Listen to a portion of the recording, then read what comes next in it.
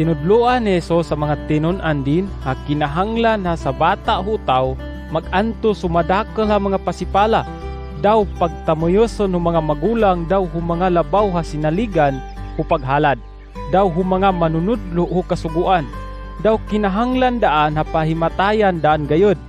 Baduon ho ikatuluha aldaw mabanhaw da. Mapayag gayod sa pakikagidin kandan may tengod taon na.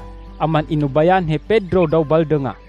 Bao minaha si Jesus doon humanga tinun-an din, dayon binaldeng din si Pedro hatagyan naon. Awa ka din ita kanak Satanas. Tasahona-hona no konak din Hudyos, bakkan din da ho ataw. Dayon inamol-amol he Jesus sa mga utaw duma humanga tinun-an din, daw inikagiyan din sidan.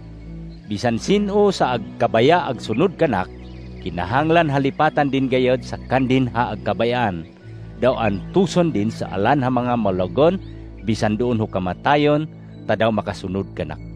Tabisan sino sa agkanugon ho kinabuhi din, matay da gihapon. Basaon na hatag sunod kanak, daw tagsangyaw humayad hatultulanon, bisan doon ho kamatayon, mailahan ho kinabuhi, hahura din katapusan.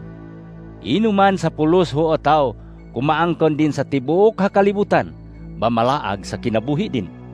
Ragayad pakapalit ho kinabuhi hahura din katapusan. Doon taini ha panahon, nakadion sa otaw doon ho Diyos, daw tagbuhat on sidan ho mga madoot.